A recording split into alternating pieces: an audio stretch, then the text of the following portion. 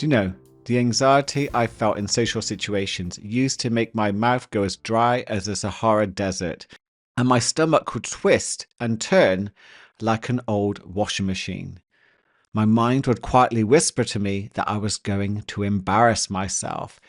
And this voice inside my mind would sternly say, "Do not draw attention to yourself. And Paul, what are you doing here? Why don't you leave as soon as possible?" Now, I wanted to relax in social situations, but my mind and anxiety made that near impossible.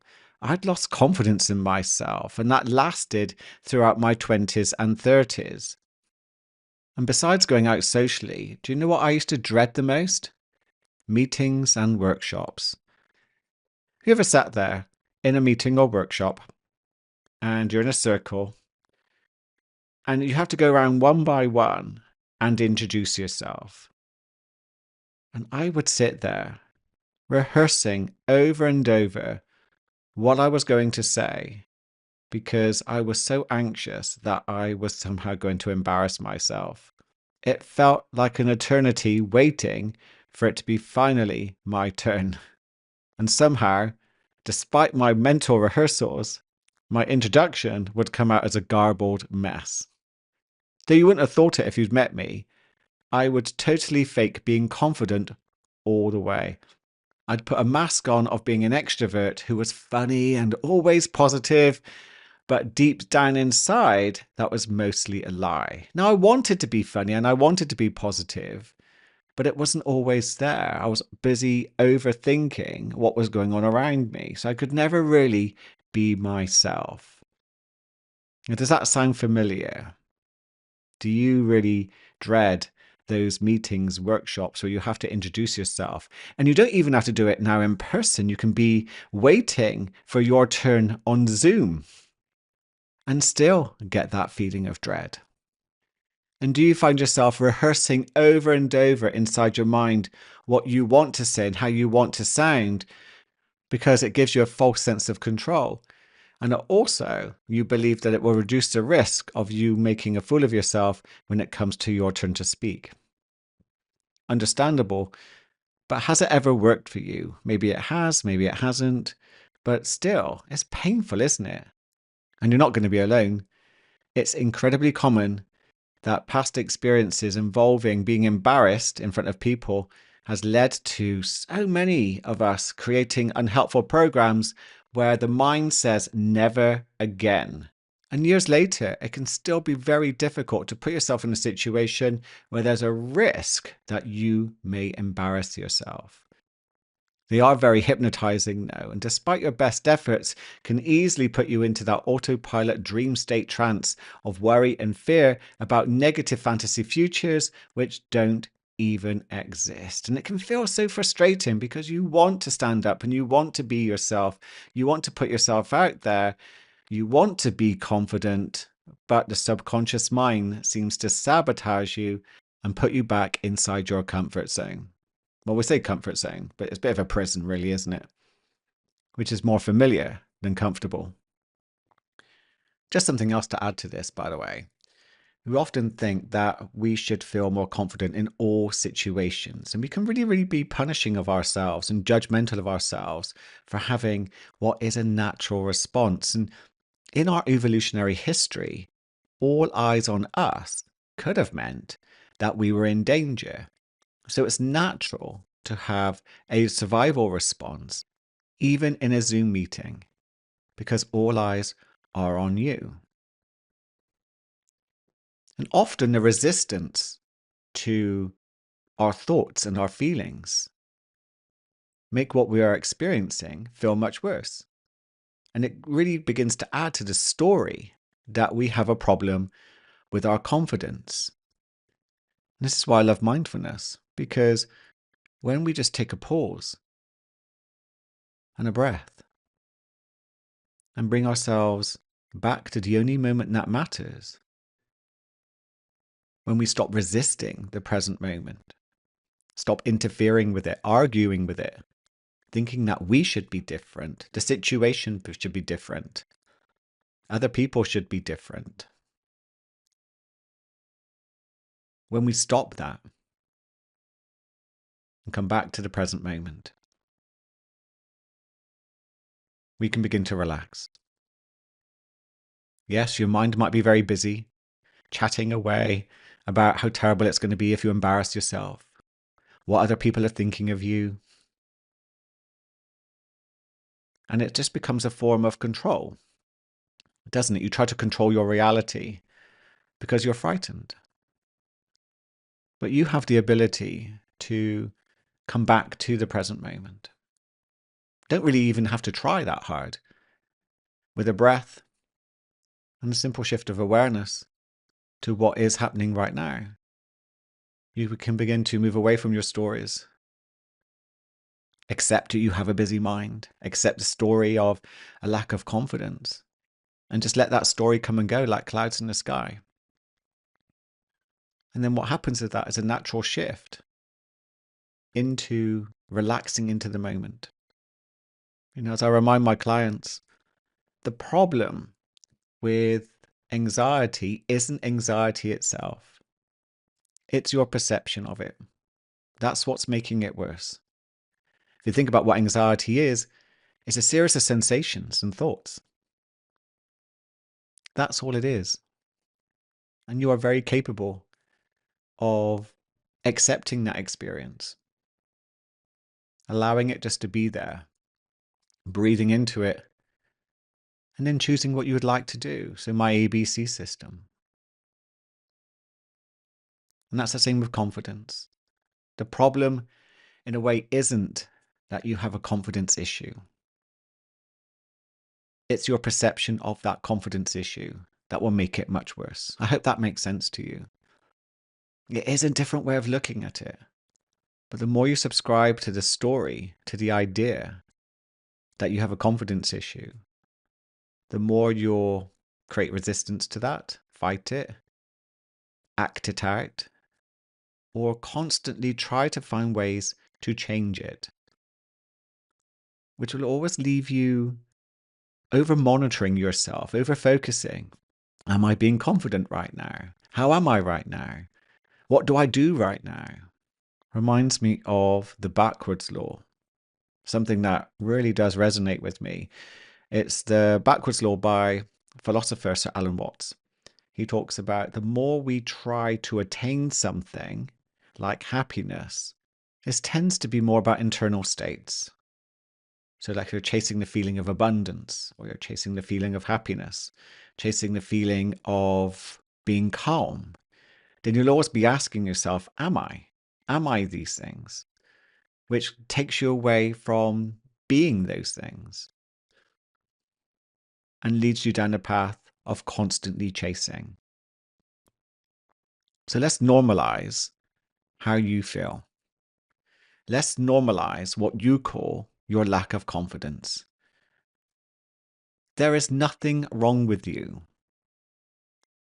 Your stories that you're repeating and living out are just old programs begging for that upgrade so you can begin to set yourself free and be much more your true self.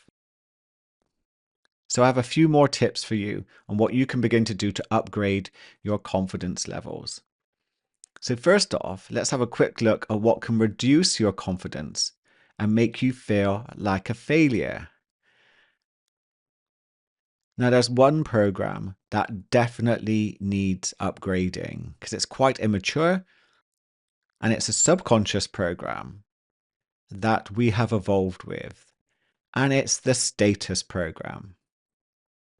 The fear of your status being reduced at work, in society, in your family, your peer group, can trigger all sorts of negative thoughts and feelings.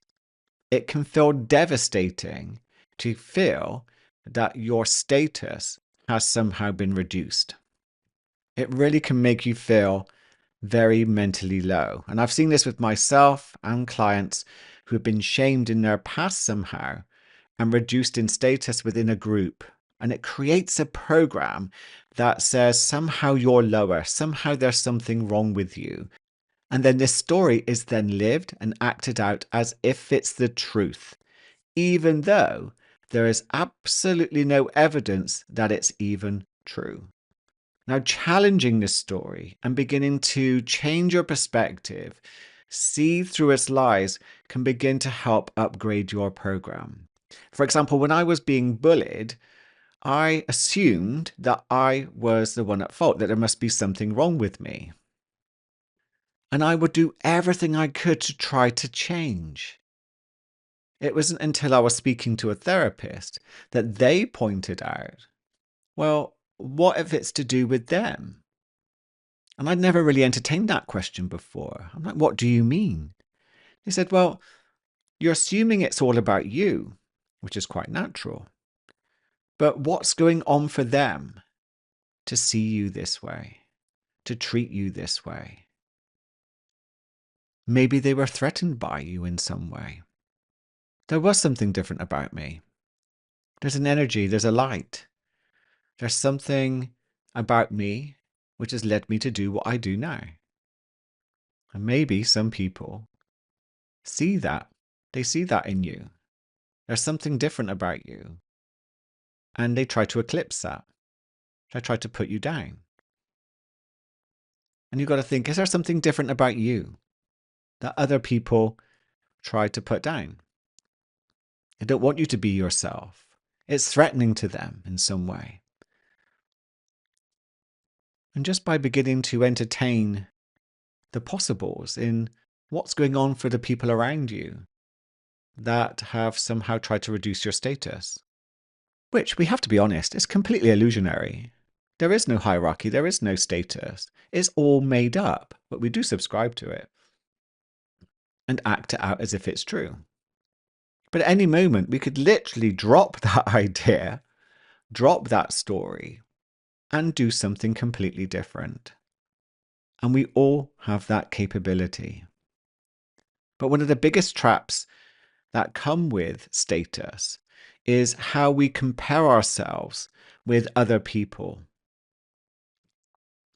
And we don't do it fairly.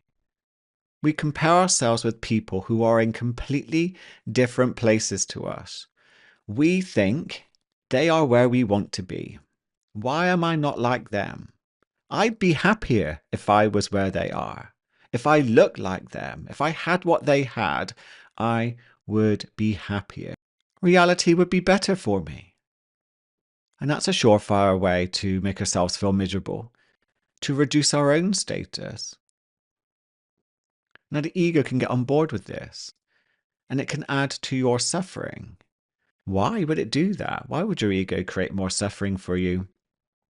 Well, your ego might believe, mistakenly by the way, that you can be motivated by pain. By comparing yourself unfairly, you'll make some positive changes and move yourself to where they are. I mean, how many of us have tried to do that, right? And we might have got a little bit further along down the line, but it's a painful way of living. And are we happy? Are we really happy if we feel we've got there? Or are we looking for the next thing? And your ego can use suffering to protect you. If you fall for the story that you're not good enough and that you possibly can't handle failure, then you get to stick to that comfort zone, don't you? You know, which of course will feel safer in the short term. But wow, the pain that can come from the long term can be quite interesting. We all know that feeling, right? Now, your mind is naturally going to compare. If you try not to compare, then of course it's going to do that even more. And how do you stop comparing? Well, my advice to you is don't. Don't stop comparing. Which might leave you scratching your head a little in what? What's he saying now? But when you try to control your mind, when you try to stop comparing, again, you're trying to control reality. And this will create more resistance. This will create more of a problem for you and reduce your confidence. Comparisons are natural. They're going to appear inside your mind. Just let them. Let them, observe them, and let them drift by like clouds in the sky. The clever trap that your mind was set for you is, oh, I shouldn't be comparing. You shouldn't have these thoughts. Comparison is the thief of joy. Well, yeah, but it's still going to appear inside your mind, as are so many other negative thoughts. We have 70,000 different thoughts a day. Yeah, it's like a Netflix library streaming through the brain. And we often will scroll through and choose which programs we want to watch. When the comparison one drifts by, we're like, oh no, I shouldn't have this in my mind. This is bad for me. And of course, you've been sucked into the trap. Very clever, the ego, trying to protect you, trying to motivate you maybe. But when you just let that go, when you simply be, just pause and bring yourself back to the present moment. Again, let the story of comparison just drift on by. I started to feel much more confident in life when I stopped trying to be more confident in life. I know that's that paradox I talked about earlier with the backwards law, but it's true, and I just wanted to re-emphasize it again. The more you focus on trying to be more confident, the less likely you are to experience it. But there are practices which change the way you see your reality, the way that you see yourself, and confidence becomes a non-issue. And in part 2 of this episode, I'm going to give you some practical tips, some systems to help you continue upgrading yourself and moving away from those overprotective programs that are holding you back. Now, it's going to be a confidence hypnosis session coming soon, so please do listen to that, look out for it. And also, if you're serious about upgrading yourself this year, then come to my free anxiety taster session on Tuesday, the 4th of June at 6 p.m. British Summer Time. Now, you don't have to be struggling with anxiety to benefit from the course, because we'll be looking at procrastination, we'll be looking at how to build your confidence, how to change your identity, how to upgrade, how to awaken. There's going to be no other course out there like this. Getting to the truth of who you are and creating your life from there. It's the biggest thing I've ever done. I am so excited to be hosting this coaching event. And the first one is free. Though your ego may try to resist and may not want you to come, because that means change. And do you know what? Better the devil you know, right? So if you're interested and want to come along on Tuesday, June the 4th at 6 p.m. British Summer Time, click the link in the show notes, sign up, and I'll look forward to seeing you there. Thank you so much for listening. I look forward to connecting with you in the very next episode. Have a wonderful, peaceful, and present day.